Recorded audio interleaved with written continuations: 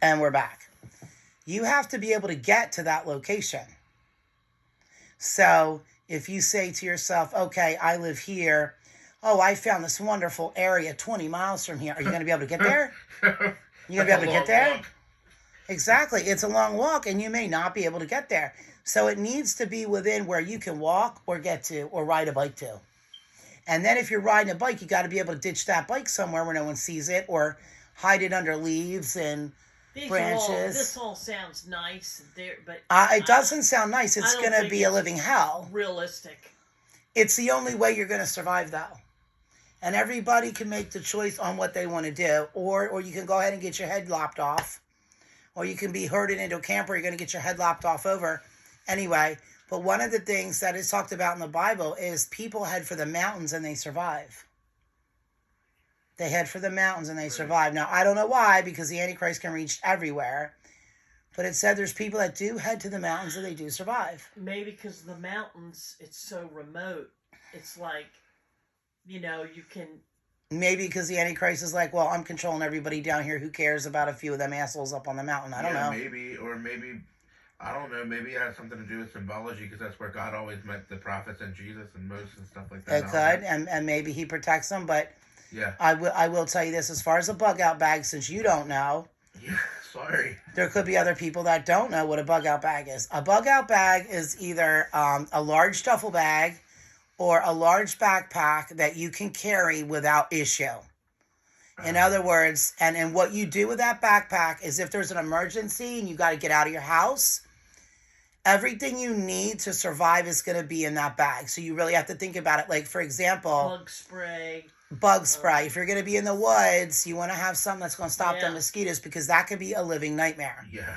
And you want to have the best stuff. And I can tell you where you can get some of that good stuff. Battle Box.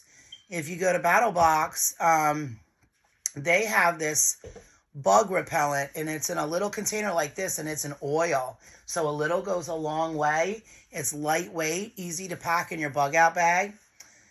You want to have all your medications. And space, you got to look at space. You want to have a change of socks, a change of underwear, tampons. You want tampons because tampons can be used for many things. Put things in a little Ziploc bag.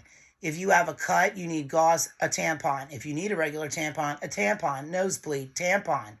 Fire starter, tampon. I mean, you need to soak water up, tampon. These tampons have a million uses. I'm telling you, for a tampon, a million uses. You want to have some antibacterial cream. You want to have some kind of food in there. Now, to last, as much as I hate these things, they're called, they're food tablets. They're tablets. But there's 2,000 calories in every tablet. So it keeps you going. That's a good idea. They keep you going. And they come in chocolate, vanilla, strawberry, fruit flavored. One tablet's like 2,000 calories, so you're not going to die. But remember, you got to have access to water. So you want a water filter that can be dipped right into a lake, right into a pond, and you want a good one. Don't play around with, I have what's called Lifesaver and what's called a Shelly. I think it's called Shelly or Shelly. The Shelly ones, or Shelly, I think it's called Shelly. I'll look it up. Those are the only ones on the market that will take out radiation. Right. They will take out radiation which is what we're going to have happen anyway. You can't be exposed to radiation. So what you need to do is you need to have your iodine pills. You were saying something about cups before. Enough for 14 days with the iodine pills. And if you have a child, that pill gets cut in half. They get the half dose for 14 days. You get the full dose for 14 days. You have to protect the thyroid. To 12 years old or something? Yeah, something like that. I'll have to look it up. But that's another thing you have. You're not going to be able to rely on your phone to Google anything. You can't rely on your phone. Yeah, because that also is spotting you. Yeah. You don't even want your phone with you. Okay, you don't even want your phone with you. Get rid of it, or take off location. Basically, you want to go off the grid totally. Absolutely. And you want to become like a chameleon. Fire starters. You want to blend. You're going to need good knife, fire starter, a knife sharpener. But remember now, when we're talking fire, people can see smoke. Right. So when I say that this is going to be a living hell, it is going to be a living hell, but your choices are survive or die. Right. So that bug out bag, what it is everything you think you would need, and you really need to do research on it. Don't be like, oh, I love this pair of socks and this pair of jeans, and I need some makeup. Bullshit. Some chapstick, your lips can crack. Medicated chapstick. Right. Another thing too. Forget your face with your foundation and your fake lashes. Another thing too is disassociate yourself with anybody that you think is going to take the mark. Absolutely. Even what that she's saying. Family members even. What now? This is going to be another one of your hardest parts. Just what Lindy said, because it is right there in the Bible. Family members are going to turn on family members. Husbands against wives, daughters and sons against their parents. And I used to wonder, how can that happen? Like, how would that happen? But today, I could actually see how it would happen, because your kids are going to public schools. Your kids are being brainwashed. Your kids have been being taught since the 90s to tell on their parents with the whole drug thing. Yeah. And now they're being indoctrinated. So you as a parent, these kids come home to you, and unless you're doing your job as a hardcore parent, they're listening to what them teachers tell them. Here's another little scenario. And they'll turn on you. Let's say you have a daughter, and she's teenage years, and she's got a boyfriend, and his family, they've taken the mark, they're living the life.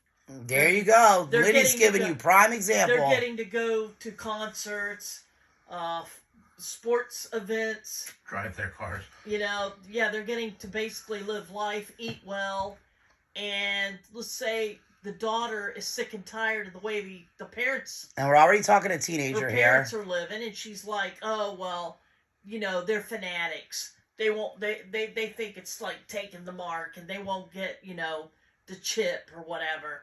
So she's kind of blended into this other family, and she's going to hold hostility towards the parents, and already you could see that there's a and that's not going to last too long either, Lindy, because they're going to be coming for you. There's a rift setting up. There's already strife, and the parents are going to be like, your Bible, what we've taught you. But the teenager may say, well, I don't believe it, or I don't care. Because, see, everybody wants comfort. Comfort. That's what we're all about. Comforts. Yeah. We're lazy. We're spoiled. We are definitely spoiled. We're used to flipping on the light to have light. Yeah. We're used to pressing a button to have heat. A shower to get bathed. Yeah. We're used to running down to the local convenience store for our snacks, for our foods, our drinks. You know what? I'm going to give them a perfect example. Have any of you ever crapped yourself? Terrible question. Question. I have. You've crapped yourself. Okay. How about you, Lindy? Everybody's crapped themselves. You ever crapped yourself? On even as a child? Rare occasion. Yep, I have as a child one time. I laughed so hard I crapped. Seriously. Now, you know how gross that is? Yeah. Okay, can you imagine sitting in that for days? Because that's how it's going to be when you can't shower. There's lakes, though. Okay, but you know what? In the wintertime, Steve, what do you do in the winter? Oh, facts.